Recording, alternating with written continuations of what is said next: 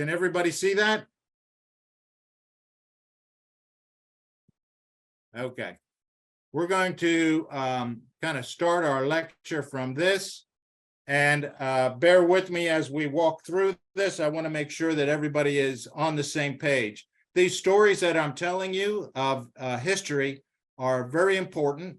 They are something that we should be talking about. They're things that we should be teaching our young people, and so that everybody has a basis of where we've become and where we're heading in the area of civil rights.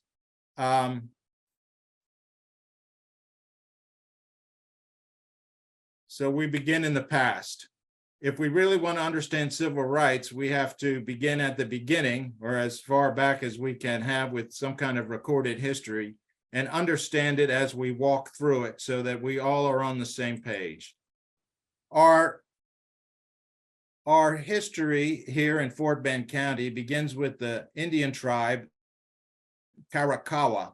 They were here, they lived along the riverbed. They were largely a peaceful people at the time. They were known as the people of the water. That's what that name, that title means. They made a living off of fishing, clamming at the time, and farming along the riverbed there, along the Brazos. They lived there, we're talking, as far as recorded history, to the 1600s, the 1700s, and then eventually the 1800s come by. And when we begin to talk about, I guess, the formation of the state of Texas, we need to address this man. His name is Moses Austin. He began his career in Philadelphia as an individual in the dry goods business. He later moved to Virginia, where he got into the lead mining business. He and his brothers ran the lead mining business for a number of years until lead mining business failed. At that point, still with all of his knowledge of mining and mining business, he started looking for other finds of lead, and it led him to the Missouri. He developed a relationship with the king of Spain, and he became the impresario of the colonies there. At that time, we must remember that Spain was the governing body over Missouri and Texas and that land. In 1820, he was very instrumental in the land grant, and he doesn't really find a great deal of mining opportunities. He does go on a long journey, a 2-day journey, and his health was failing. And he died as a result of an illness. On his deathbed, he had words with his son, and his son is Stephen F. Austin. And of course, we've all familiar with that name in the big city that's named after in colleges. He's a big name and one of the founding fathers. On the deathbed, Moses asked his son to do what he can to colonize Texas, to colonize the Spanish grant. And Stephen F. Austin was a good son. He picked up his father's death wish. He continued working hard in order to get this done. However, there was a wrinkle that occurred, and that is Mexican independence. Yes, Mexico gained their independence from Spain. And the thing about Mexico was that they did not acknowledge, they did not approve, and they did not allow any kind of slavery. The Mexicans were against slavery at the time. It became a difficult problem for Stephen F. Austin, because Stephen F. Austin understood the economics of the situation, that they needed this slave labor force in order to make the agrarian society there in any way economical or in any way dutiful. So he had to deal with that in some way. his reaction to that was to quickly go in a diplomacy to Mexico, spent a year in Mexico City, working with the Mexican government in order to convince them to allow slavery in Texas, in the colonies there. He was eventually successful in doing that. His arguments were, of course, economic in basis, but he was able to place and put into effect the concept of slavery in the state of Texas and in our county specifically. So this is an instrumental character in civil rights as we go forward. So land is being divvied up here, and the colonization is occurring at this point. And the old 300 families come in, and here's an old map here I've put up. And you can see how it's been, carefully dissected and diagrammed. The money was, the acreage was sold at just 12 cents an acre. But the important things that we have to keep in mind is that the Mexicans had requirements for this, that is to cultivate the land within a 2-year period of time. This cultivation, if you think about it, is something that would be difficult, if not impossible, to do within a 2-year period of all this land under the then technology, which is plow and mule, to accomplish within 2 years. This was other impetus that required a slavery workforce in order to get this all accomplished.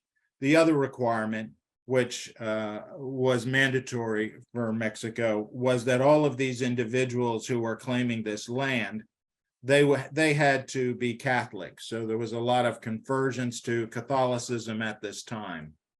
This is the oldest map that I could find of the settlement. And over there, right where the river is, where the map is kind of torn up, you can see where the old fort was.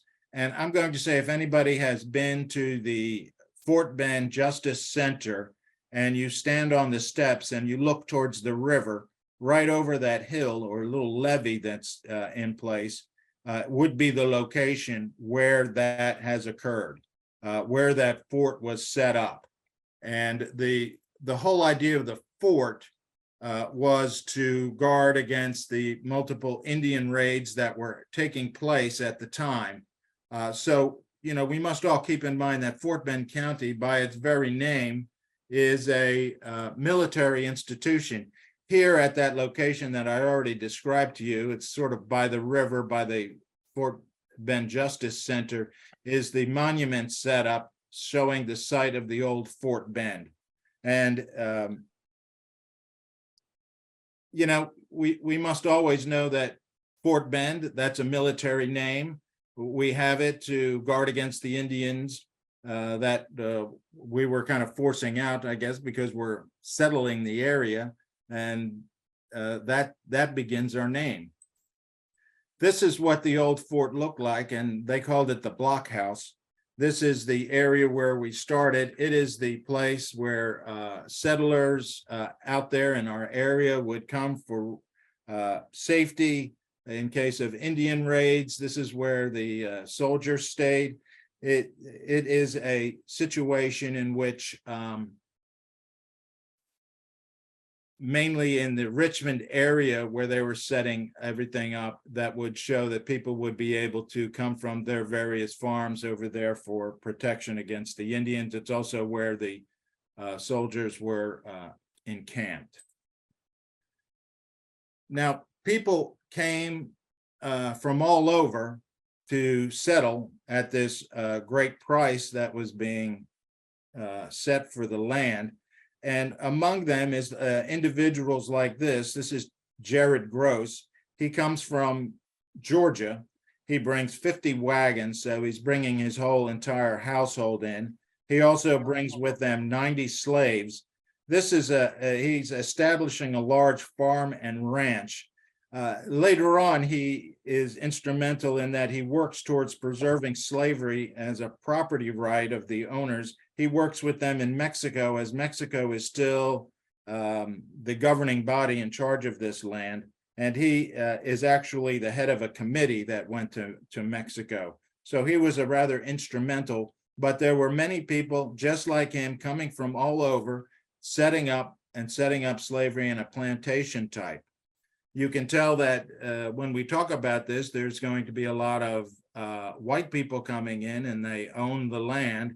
And the majority of the people are coming to Fort Bend and settling it are Black and African-American slaves coming in. And that's where we start. Many times you're going to see throughout our county and our community old vestiges of that sort of plantation lifestyle. Here's an old longhouse from from the Sugarland area showing, and this was how the houses looked, and that's what a longhouse would look like for this area. And this is throughout the county that you would see this plantation type lifestyle showing up. Now, I had described for you all already the areas where it is of historical importance. And one of those is the Lamar, who was instrumental. He's mainly known for education. There's that big college that's named after him. But in his retirement years, after he's traveled through South America largely, he has come back, and with his new wife, Henrietta, has set up a plantation type setup.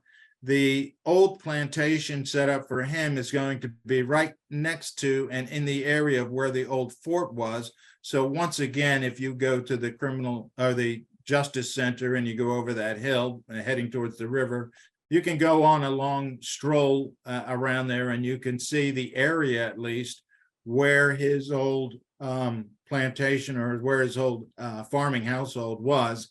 And he had a number of slaves, and I'm going to make note of these for you. In Texas, there were at this time 186 slaves in Texas, and 1,746 of those slaves were located in Fort Bend County.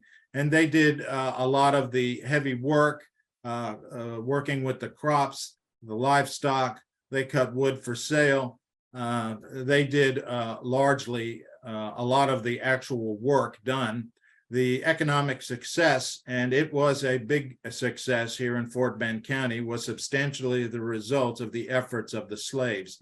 And here in the second paragraph of this, and you can see this placard, and this is right by the old homestead where Lamar had his place. And I think everybody who is a Fort Bend County resident should take a stroll and take a look at this and observe their history.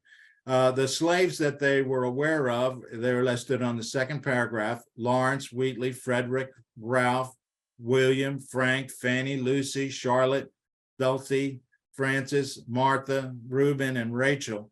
These are the names. I always found it interesting that, you know, you really don't have last names here, and that's because of the slavery system. Over here in this other paragraph, in this photograph, the top photograph, you can see them working the plantation, the actual slaves out there working and cutting and gathering up the harvest.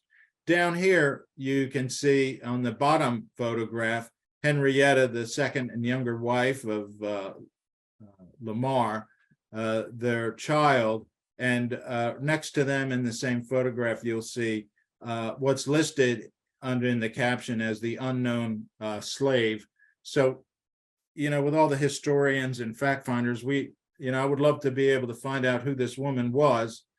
This same photograph, you can see if you take a stroll through the old courthouse where our county seat is in Richmond, and you can see kind of the same photograph. But this is sort of how we are beginning the civilization out here in Fort Bend County. I always find it, before I move on, interesting, how interesting it would be if we could sort of bring Frederick or one of the slaves back through time and put him in here and see, what developments we've had, and introduce him to our district attorney, who is Black, and all of our other Black, judges that are sitting and guiding everything here in Fort Bend County. How interesting that might be, to see what his reaction would be. That was just my kind of idea, and sort of a Bill and Ted's Excellent Adventure story, but that's of interest to me. The next primary event in civil rights, and this occurred during the Civil War, is the Emancipation Proclamation. And we all know that the Civil War is still going on, and Abraham Lincoln issued the Emancipation Proclamation during the course of the Civil War, in order to force things along as much as he could to preserve a union, and to do what he could, of course, to rid slavery from his country. And so this is the Emancipation Proclamation, and it is, of course, a very serious document, which was met with a lot of animosity on both sides. So, but this came out during the Civil War. There were years and years before there was an actual amendment, but that freed the slaves. One of the things that's important here in Fort Bend County is everyone remembers the city of Kendleton, and there's a historic marker there, and it marks out an area where Kendleton was originally stated, and of course still there today. But in this particular deal, you can see that Elizabeth Powell, one of the landowners, started to sell at a very reduced rate to the freed African-American slaves land to help get them started. There was a settlement, it was called a Negro colony, in which it would, people would rely upon each other. This is a time when people who couldn't read or write, or had a lot of training, had to come out and sort of make a living for themselves. And it was made available here in Kendall, and it's the start of African Americans being joining, at the very beginning, joining the society. And perhaps one day we can move to where they're more acknowledged. Now, one of the great figures here, and remember I said before that when you talk about this plantation society that we had, there were mainly African-American people. Most of the people were Black. There were only, 11%, I think, of the population white at the time. And they, of course, were the big landowners, and everybody was now, and the Reconstruction period after the Civil War, were able to vote. And we were mostly Black people. And so Walter Burton, who was a former slave, was freed by his owner before the Emancipation Proclamation. His owner, of course, educated him, provided him with a good education, and he ran for sheriff, and he won. And there we have it. In Fort Bend County, we have the first African-American sheriff. Of course, at the time, he was both the sheriff and he was the tax collector. So he had a great deal of responsibilities. He was up to it. The first thing that he had to do was hired a white deputy so that he could arrest white people. And, I just think that that's an interesting thing of his first act as the first Black or African-American deputy. He is a significant member in history. He later ran for Congress. He was a representative, and he did a lot of great good. But here we have in time, and I hope that this all is fitting into your screen. But in our county, it's one of the rare counties where we had an actual race war. And the race war occurred between the Jaybird and the Woodpeckers of Fort Bend County. These are two different factions of the Democratic Party. and the fighting was in the streets, and people were being killed. The war between these warring factions occurred from here in Richmond and all the way out to Galveston, where the Jaybird leader was shot dead on the courthouse steps in Galveston, Texas. So it was a full-blown actual war. A few years ago, if you do research on it, you'll see that there was a reenactment here that took place. The shootout occurred on Jackson Street, where the sheriff had to run with his group. He was a woodpeckers group. The Jaybird group that was taking over was a group of mainly white young men, and they were purely white supremacists in an effort to prevent Black people from running for public office and other things. So that was the Woodpecker War. It lasted for a number of months until it was put down by Andrew Jackson when he sent the U.S. military, National Guard in there to settle the disputes.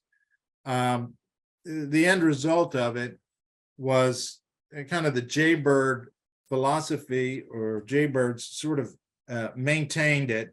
And believe it or not, in Fort Bend County, we have had a monument that was erected to it says our heroes, and they're talking about the Jaybirds and their efforts during this war.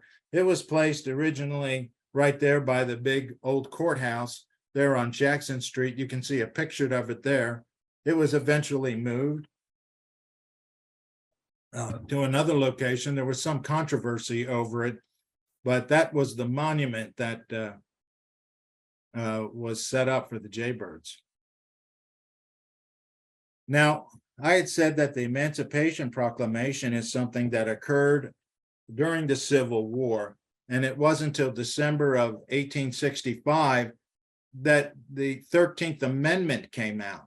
And now when we talk about the 13th Amendment, I say it doesn't take an excellent lawyer to see the loophole. If you just look at Section 1, this is the abolishing of slavery in the United States of America. It indicates neither slavery nor involuntary servitude, except as punishment for a crime thereof, the party shall have been duly convicted, shall exist within the United States or any place subject. So slavery or involuntary servitude is out, except if you've been convicted of a crime, in which case there's your loophole. What that meant for us was in Fort Bend County, at least, is the Imperial Prison Farms in Sugar Land. This was a very harsh life. Now you have a population, and it's difficult to get along and survive. If you stole a horse, it was if you didn't get hung. If you stole a horse, your usual punishment was 2 years confinement at hard labor. So it was a situation in which many Black people were arrested. If you stole a loaf of bread, or if you stole anything, or whatever crime, there were some very harsh punishments.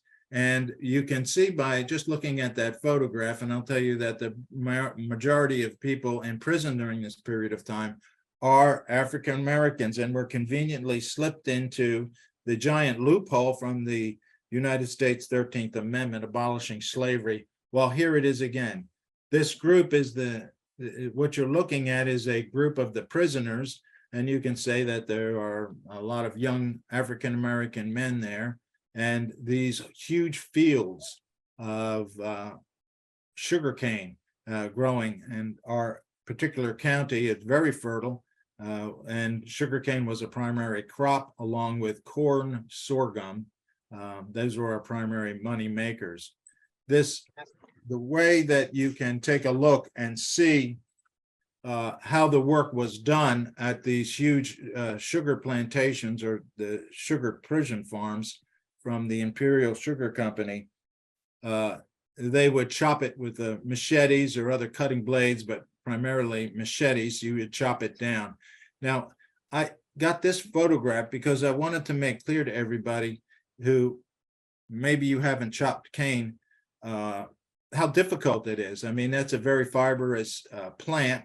So you got to give it a good whack to get it down. You got to hold on to the stalk, but you inevitably will have to pull it down. And when you get it down on the ground, you see all of these leaves. They have been described as being very sharp and very easy to cut. So you get a lot of little cuts as you go by through your day. This was very difficult work in the hot Texas sun. This area was called the hellhole on the Brazos by the prisoners, and it was commonly known as that. So as you, I don't know if you want to pull some of these guys, they would tell you exactly that it was a very dangerous work. And what would happen when you've cut your cane down and you've trimmed the very sharp leaves off, you would have to throw the cane into a wagon. The mule wagon would take it to a boiling pot, and this would be a huge cauldron. These cauldrons were of intense heat to break down the sugar. So first, to get the sugar cane or the liquid out of the cane, the big sugar canes would have to be pushed through a series of rollers that would basically squeeze the juice out of the cane into the cauldron. You're in the Texas sun. These rollers are strong. As you push them through, a lot of these inmates were severely injured. The juice that came and fell into the super hot cauldrons would kind of boil down. And I don't know if you are familiar with it. Maybe you are from coming from this area of the state, but you boil the sugarcane juice down, and the pure sugar that would float to the top, but then at the bottom would be the byproduct or the molasses. In any case, all of this substance, and particularly the bottom, would be very hot, and there were huge, substantial, painful burns. These burns in this liquid, when it would get on your skin, it wouldn't be like a scalding of water, which would be painful enough, but this would be a situation where this gooey syrup type sticky substance would get on you, and the ultra hot burn would stick with you and burn through as much as flesh as possible, but it would be more difficult to remove it and more time on your flesh. So it was particularly dangerous work. And that's why that area was called the hellhole on the Brazos. Of course, as an end result of that, you can see that there were, when they started to build a schoolhouse for the Sugarland Independent School District, they're trying to build a school building, and in the excavation, they found, of course, the Sugarland 95. These are unmarked graves. And eventually it came up to the Sugarland 99, but unmarked graves where these poor individuals who led this very difficult life, doing all this dangerous work, of course they would die, and apparently they're just buried out here in a field, unmarked grave, and no real history, and we sort of stumbled upon their graves by accident. You can still go out there and see the graveyard area. It's of great significance to our community. And 99 of them, 99 individuals left in Fort Bend County soil like this. Of course, it was very damaging to civil rights. I threw this up here just because I think that this was a significant kind of thing to always keep in mind about how important history is and how, you know, history sort of sticks with us. Here is the company, the Imperial Sugar Company, and you can see the crown. I hope everybody can see that up here. And it's a registered trademark, of course, and you can see the little circle with the R in it. I hope that's coming through. But that is the very huge company that we deal with that is in existence today. And you can see that even on the Sugarland. I took this photograph from the Sugarland city, and you can see that same, you see the same in the center of the city seal. the crown, which is emblematic and brings us back to the history of where we came from. So, that's a bit of an ugly history that we should all be aware of as we go through. And those of us that are students of history can see the reminders in our daily life as we look at just even the city of Sugar Land's city seal, and bring back where we came from and how far we've come. The next significant development is a man named Willie Melton. He was kind of like a mild-mannered. This is him being sort of, his photograph is being held up by his granddaughter. He was a great man, and now we're going to be in the 1950s as we progress in civil rights in our county.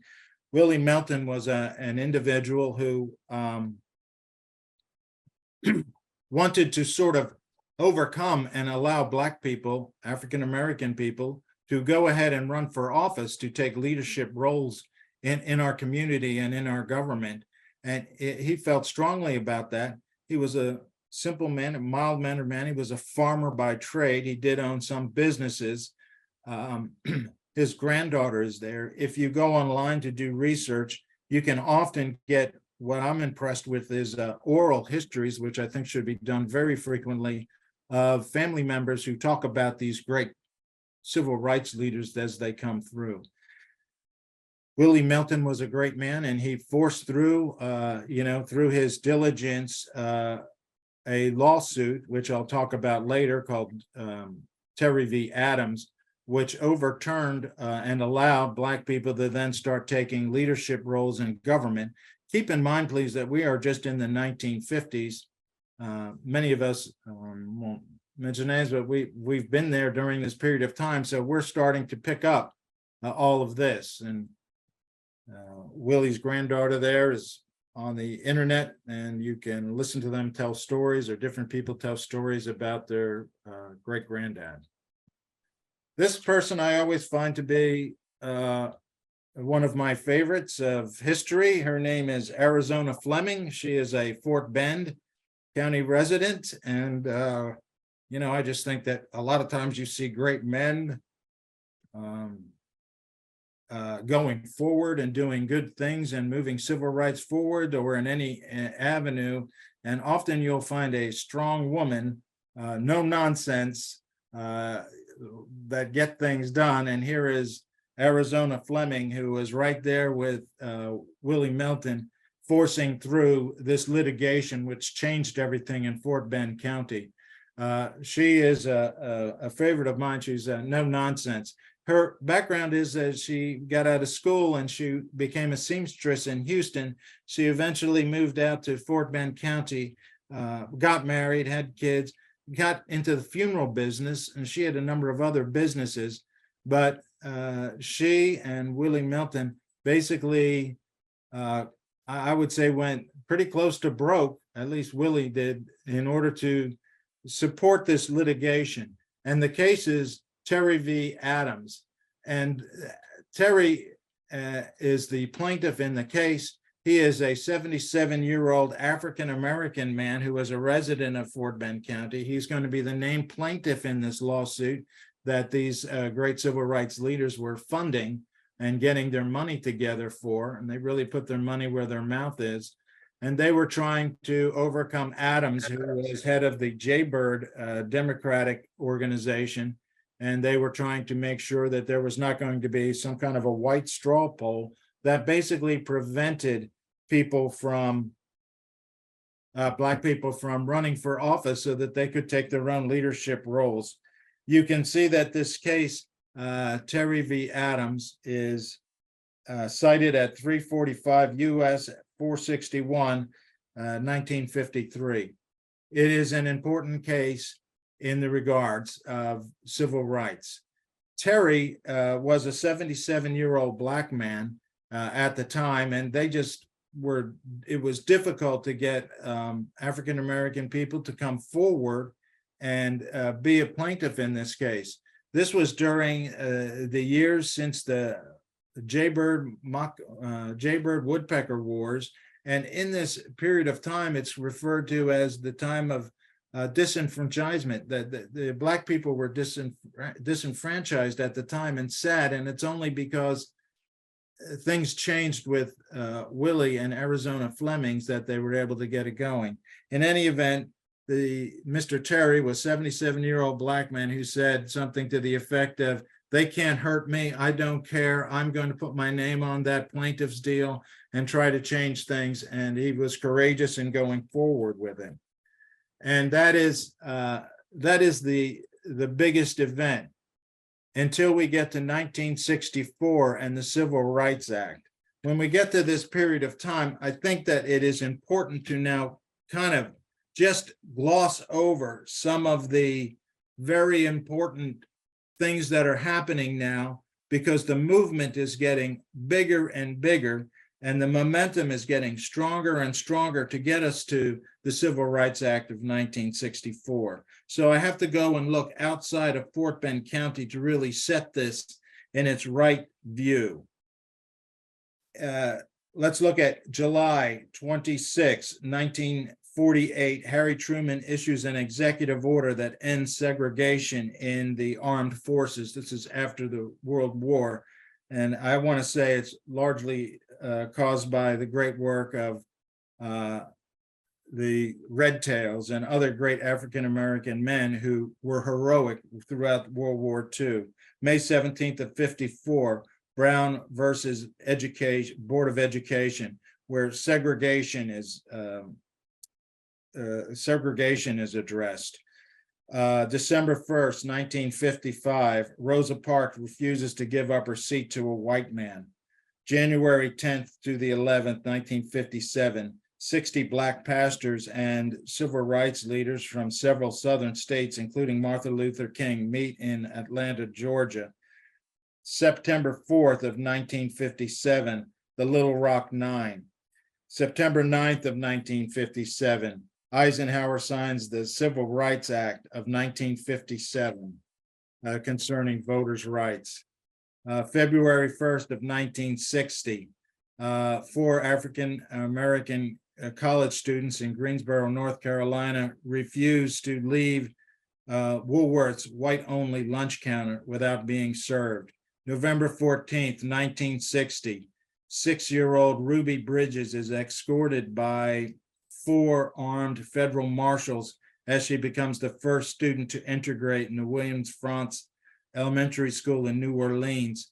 Her actions inspired Norman Rockwell's painting entitled "The Problem We All Live With," and I think we all remember that Norman Rockwell famous painting.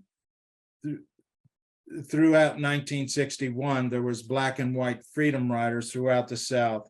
June the 11th of 1963, Governor George Wallace stands at the doorway at the University of Alabama to block 2 Black students from registering. The standoff continues until JFK sends the National Guard to the campus. August 28, 1963, approximately 250 people, 250,000 people take part in the March on Washington for Jobs and Freedom. And that is when Martin Luther King gave his "I Have a Dream" speech. These are all the things happening, and you can see the momentum of this giant civil rights wheel moving, but you can't address Fort Bend County civil rights without knowing what's going on throughout the country. July 2nd of 1964, that's when LBJ signs the Civil Rights Act of 1964. It's signed into law. That's a photograph of him signing off on it. It was actually, that Civil Rights Act was something that began with JFK before his assassination, and it's something that LBJ picked up on and worked very hard to get it accomplished. Of course, he was personally behind this push to get the Civil Rights Act passed. It wasn't difficult. Thereafter, it's still, country's in a bit of turmoil, of course, and the Civil Rights Act in the 60s. There's the event on March 7th of 1965, Bloody Sunday. There's a march from Selma to Montgomery. The march had around 600 civil rights leaders marching to Selma, Alabama, to Montgomery. the state's capital to protest Black voter suppression. At that point, local police blocked and brutally attacked these individuals. After successfully fighting in court for their rights to march, Martin Luther King and other civil rights leaders organized 2 more marches and finally reached Montgomery on March the 25th. This incident, known as Bloody Sunday, was, of course, a very difficult time to live through. Well, I told you about our big panel discussion we had with the civil rights leaders and the chiefs of police here in Fort Bend County.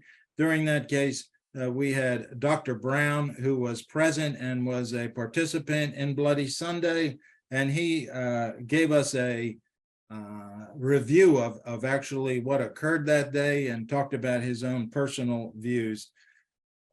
President Johnson also signs the Civil Rights Act of 1968, also known as the Fair Housing Act, providing equal housing opportunities regarding race, religion, and origin. It's a significant case, and it is the big step when we talk about civil rights in Fort Bend County.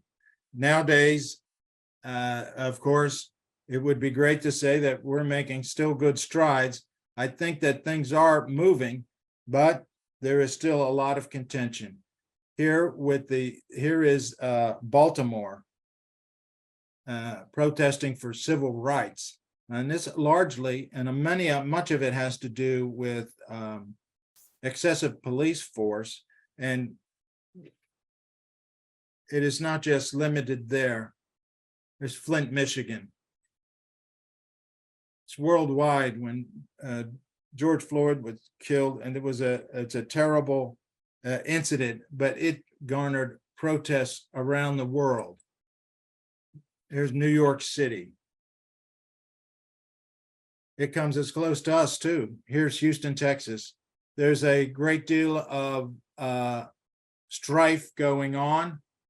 I told you before that Houston is growing. Houston will be here in Fort Bend County before you know it.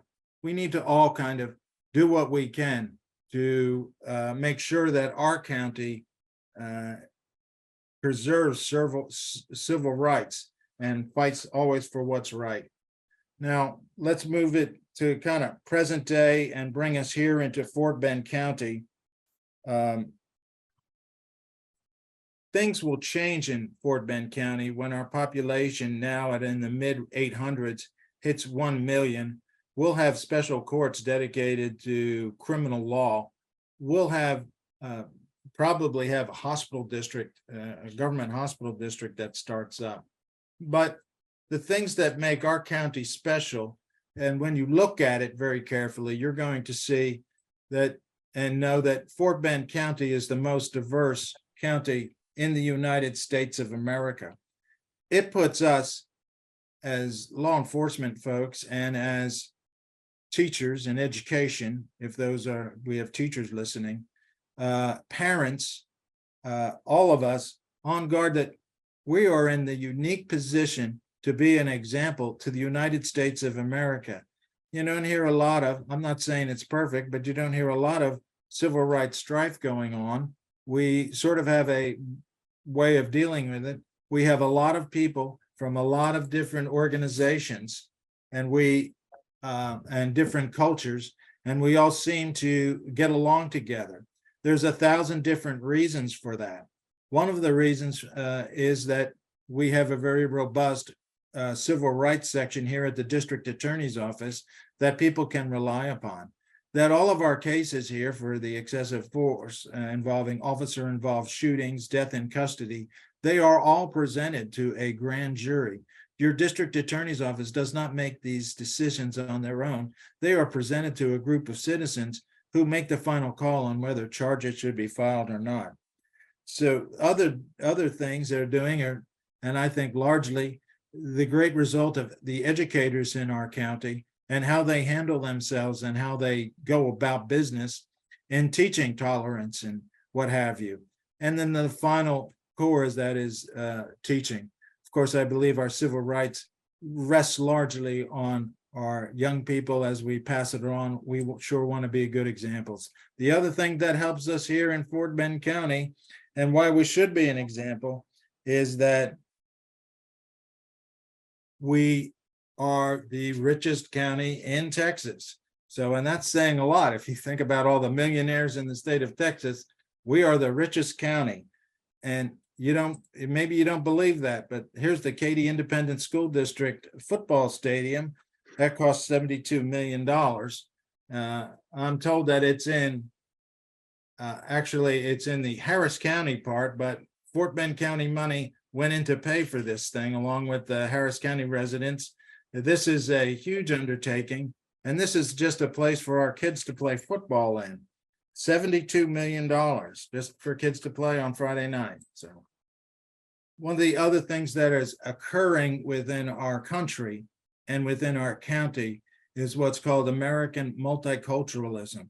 For many years, our country was sort of referred to as a melting pot, where people of different cultures and stuff would come and they would get put in a melting pot, and we'd all become this one thing called Americans, and we all kind of did the same thing.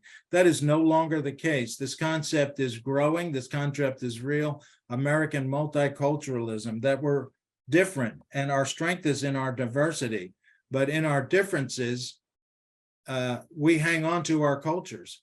We teach our cultures. We want to hang on to our cultures. We don't want to go into a melting pot. We don't want to become like everybody else. We want to be ourselves, but we simultaneously want to be good neighbors and good Americans.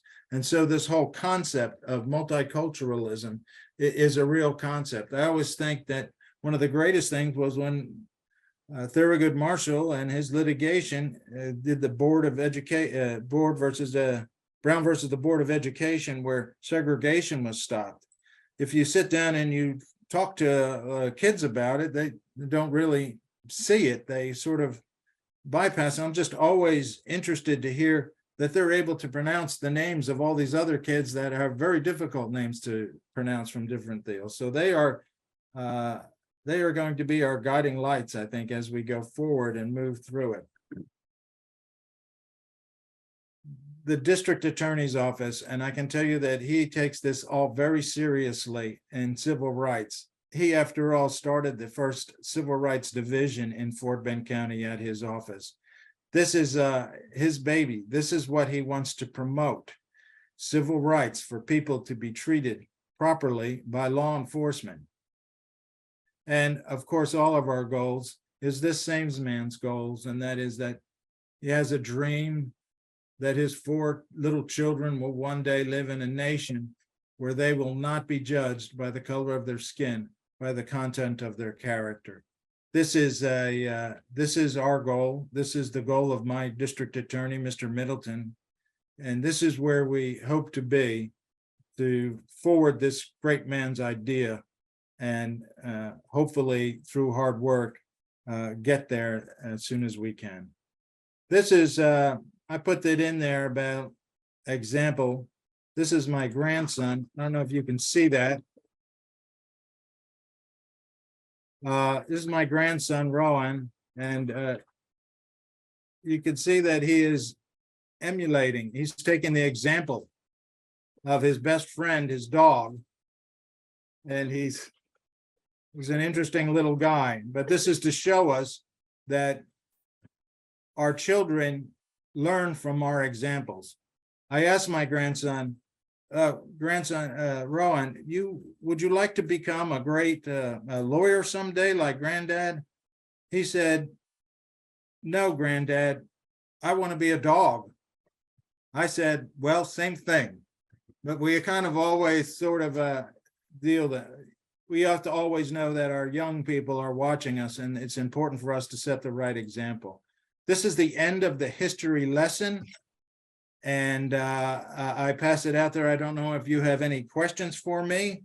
I'm here as long as I can. I give this lecture on civil rights history. I find it to be useful. It should be something that we're telling our children so that we all know what the history was of our community. I'm happy to give this lecture to whatever civil rights leader asks me to come out and do it. On behalf of myself, Mr. Middleton, the Civil Rights Division, the Public Integrity Division. Thank you all for listening so patiently to my lecture. I hope it was insightful. And if there's anything that I can ever do for you, or if you need to talk to me about any problems or considerations, I am always at your available. Okay, that's all I have. All right, and so let's give Lester a big hand clap, a thumbs up, and Lester, you can stop sharing your screen. And he did a phenomenal job on the history of civil rights in Fort Bend County. You know, this is not just Black history, this is American history. And we should embrace this history, all of our history, in Fort Bend County and in America. One of the reasons why I wanted my good friend Lester to do this presentation is because we should not ever forget our past, right? We need to keep it at the forefront. We need to educate our kids, as Lester articulated, educating our kids about their history, all their history, to make sure that some of the things that he showed us today, that it never happens again, right? And the reason why I love Fort Bend County, as Lester articulated, is that we are diverse. We're the most diverse county in the country. And if any county should be able to show the world how we need to come together and bridge our relationships and start the process of healing and promoting and protecting all of our history, loving one another, caring for one another, and standing for justice for us all, Black, white, Hispanic, Asian, all of us in Fort Bend County.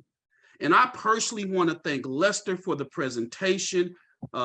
Lester, I learned some new stuff that I didn't learn before when I first seen the presentation. And so we thank you and District Attorney Brian Middleton for all of your work. I believe that we're stronger together. And the Center for Race, Religion, and Reconciliation, we want to partner with you. We want to stand with you. We want to stand against injustice and evil. We want to protect our kids. We want to protect our seasoned citizens. We want to do the advocacy work so that we can make America a better place. But we have to do it together.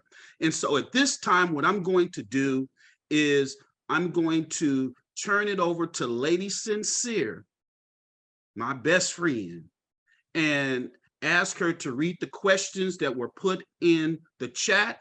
And then after that, I want to open it up for comments. I know that we're running a little bit over, but this is important work.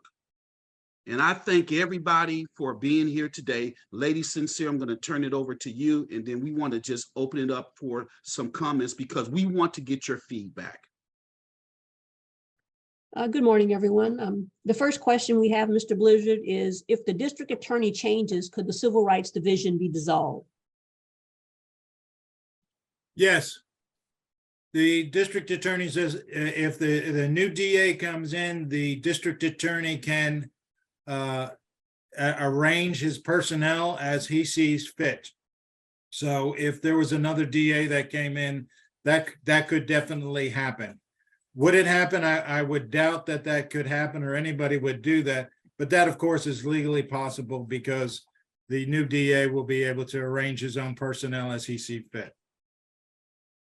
Okay, thank you for that answer. The next question, I'm not sure if you can answer this or not, but we certainly want to pose it. It says, does the Imperial Sugar Company do anything to acknowledge their history? I do not. I didn't come, I'm not able to answer that question. I did do quite a bit of research. I have not called the Imperial Sugar Company.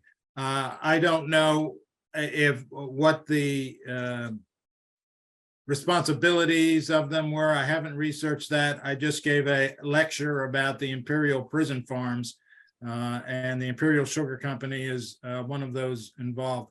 The owner at the time, during the turn of the century there in the 1800s, was a man named Ellis, and he was out in California. I mean, it is a very large company, but I don't know if there was any kind of acknowledgement or anything that the sugar company has come. I will, if given this lecture again, be sure to see if I can find out what their position was. I am sure when the Sugarland 95 or 99 were located, that people came to the sugar company to ask, what was their, what happened there, what went wrong. And they may have a position. I just do not know that, and wasn't part of my research for this. Okay. Our next question is, does the state allow this information to be taught in schools? The only thing we should all agree upon is our history. We cannot move forward without the context of history. That would be a good question for our teachers that are out there. I think that civil rights, and as we move forward, that it's mainly on the back of our educators and our young people, of course. But I do not know if that is taught in schools. I would, of my personal opinion, and I haven't checked with Mr. Middleton about it, whether his position was, but I would think that we should all be teaching these civil rights history about it, so we're all aware of it. Let me touch on that for a few seconds. There is a movement throughout the country to maintain some revisionist history in our school system. That's one of the reasons why the Center for Race, Religion, and Reconciliation, where one of our agenda items is focused on equity in education, making sure that we are preserving our history. I'm quite sure that each and every one of you learned something new today, right? Give me a thumbs up if I'm right. So we need to embrace all of our history. It's important that we embrace this history, but this is why, one of the reasons why I started the center, to start the conversation, to make sure that we are doing that advocacy work and preserving our history and making sure that it rises to the surface, not to make anybody feel bad or anything like that. But, as a pastor, there's a scripture that says the truth will set you free. And so we want to focus on how we can preserve our history, but also come up with solutions, how we can make Fort Bend County a better place. And I'll talk a little bit about equity in education in a few minutes. Go ahead, Lady Sincere. Okay, the next question is, how many police shootings are there in Fort Bend County, yearly average? I'm going to say there's anywhere from 5 to 10 shootings where the police officer kills somebody, or I'd say 5 to 10, and death in custodies, I'm going to say that there's probably a little bit more of that. It is hard to judge because they come in groups sometimes.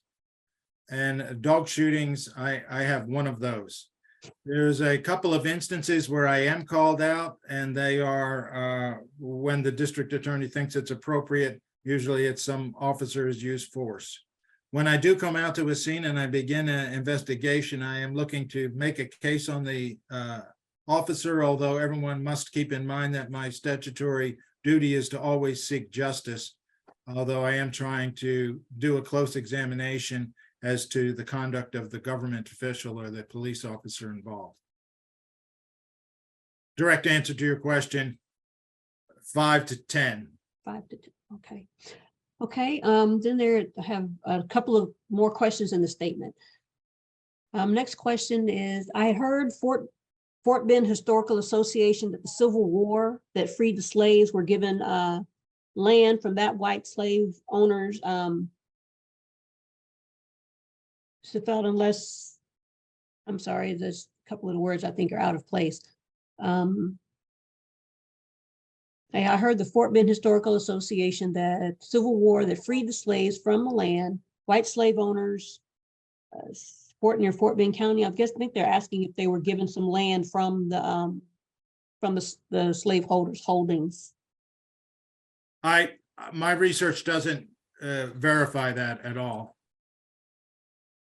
There was a number of the freed African American slaves who I'm trying to who were sold land and were able to purchase the land at a very reduced rate, particularly when I was talking about the colony there in Kendleton. That would be the primary grounds for that. But I didn't see where the African American slaves, when they were released and given freedom, were also given free land. I came across in my research nothing that supported that. There were a number of sharecroppers who would be given land in order to farm it, and then they would have to give a share of that to the owners of the land, who would be the more wealthy white people that owned it. Okay, then I have two statements by the same person. I'll give you the opportunity to speak to those, and then Mr. Bonner, I'll be coming to you. Number one, it said the picture of the young boys in jail suits were boys, not men. And then there's a second statement that Ken Paxton, when Ken Paxton became Texas Attorney General, he dissolved the Civil Rights Department on the state level. And I just wanted to give you the opportunity if you wanted to speak to either of those. I guess it's what's a young man and what's a boy. I mean, I'm looking at the photo now. Yes, they look incredibly young. Absolutely. What was the other comment? And they stated that Ken Paxton had dissolved the Civil Rights Office on the state level when he became Attorney General. And I'm really not aware of that. I am just I know that there was a dust up about that, but I am just a poor Fort Bend County prosecutor handling civil rights litigation here in Fort Bend County. What Ken Paxton does not impact me. Although I can maybe in another, whoever's making the comment, if you call me later on, I could probably tell you about our relationship with the Ken Paxton. I am not familiar with him disbanding civil rights there at the Attorney General's office. But for the information of the citizenry of Fort Bend County, I am here for that. So if there's a criminal matter involving a civil rights violation, mainly focused on excessive force or what have you, whoever is concerned about it, you would be looking at Lester Blizzard, you would be looking at me to handle that prosecution, not the Attorney General's office. He would not have a say in what I'm doing. And Mr. Middleton wouldn't allow any interference if that was ever the case, but I hope I answered the question. Okay, Mr. Bonner, you can go ahead and ask your question or make your statement. Yes, good morning. Thank you, Mr. Blizzard, for the presentation. And thank you also, Pastor Sincere and Lady Sincere, for doing this for us. I just want to make a quick comment is that I am the vice chair of the Fort Bend County Historical Commission. So what you're talking about is kind of in line with what we do here in terms of the history of Fort Bend County and not being bashful about it. We've had many uncomfortable conversations about what that should be like moving forward.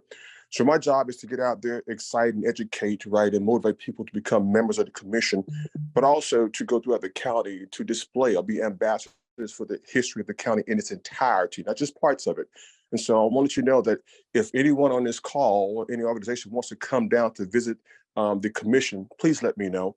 I'm always available to give tours and let people sit down and go through files and all kinds of information that may be beneficial to them, their families, or the county. But I'm excited about what you're doing there. And again, I want to make sure that our office is a resource to you as well. Thank you, sir. One of the reasons why I also asked Mr. Bonner to say a few things is because of the position that he has at the Fort Bend Historical Society. It's important here again that we preserve our history, etc. Lady Censor, did we have any more questions? No, sir, that was the final question. Okay, and so let's talk about moving forward real quickly. Let's here again give my good friend Lester a big thumbs up for his presentation and the work that he's done. I think he's doing a phenomenal job here again at the District Attorney's Office. Joining the CRRC, the Center for Race, Religion, and Reconciliation, if you put your information in the chat, then we will contact you and see let you know how we can get together and do this work and continue to preserve our history and making our diverse county a better place.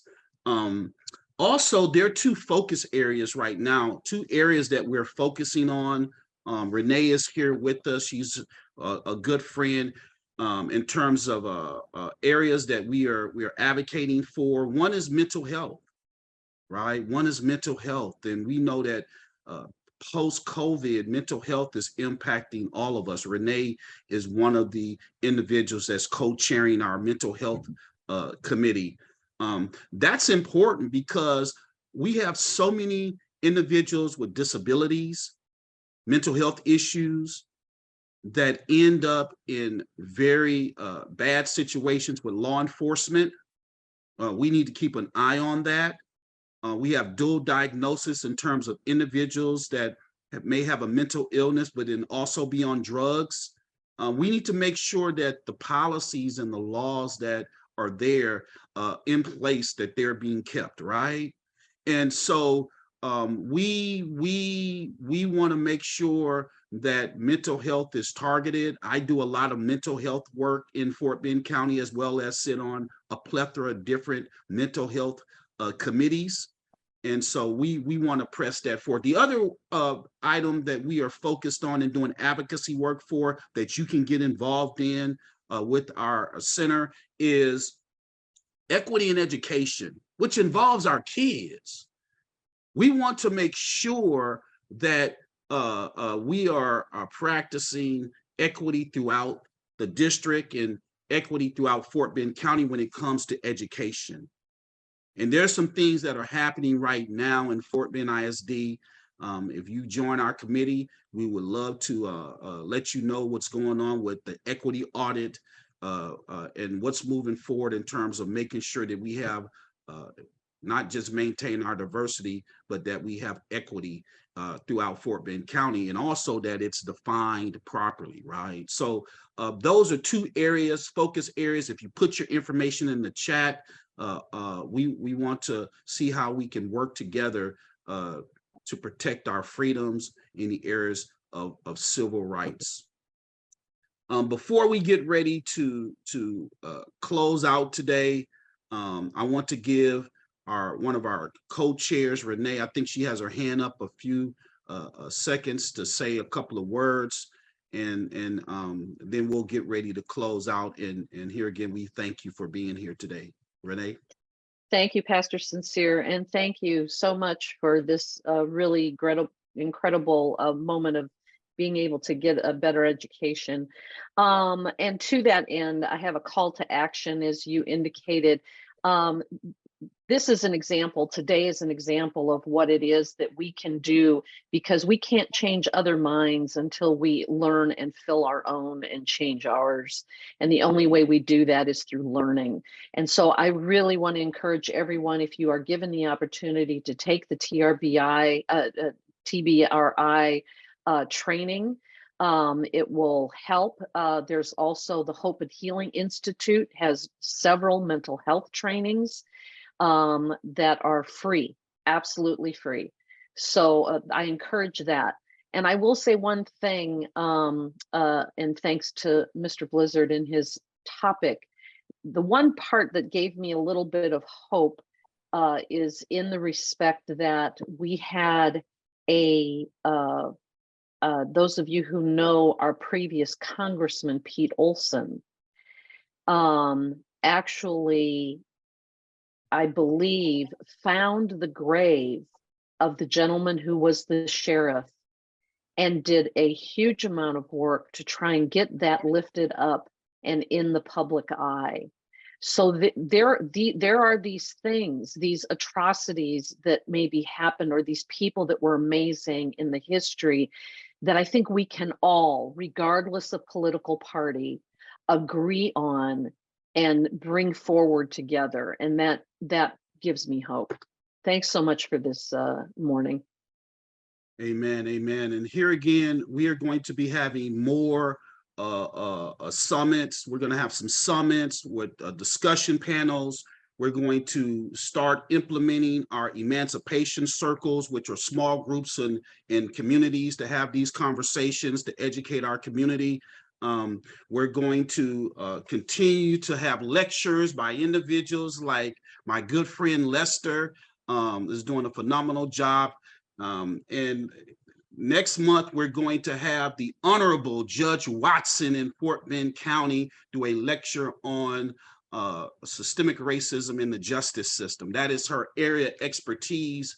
And I'm really excited about that, and we'll be getting that information out to you. Finally, before we close, I want to give my good friend Lester another opportunity to say some final words. And also, how can they contact you? They don't have to go through Pastor Sincere to contact you, but and then also, Lester, what is the role of individuals like myself and as us being a liaison to the Fort Bend County District Attorney's Department?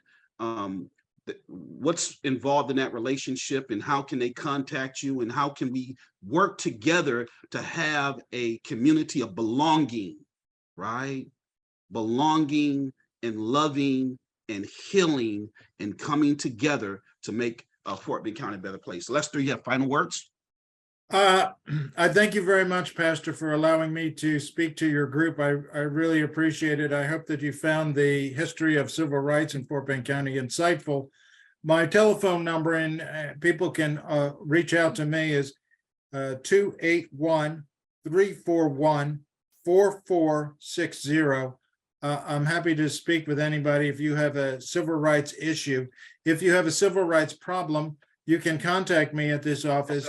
You will get a checklist from us, and the checklist will outline how you would like to present the information for an analysis for a civil rights prosecution. Those are for those of you out there who are in a situation where you want to make a criminal complaint. Other than that, I'm happy to handle any calls.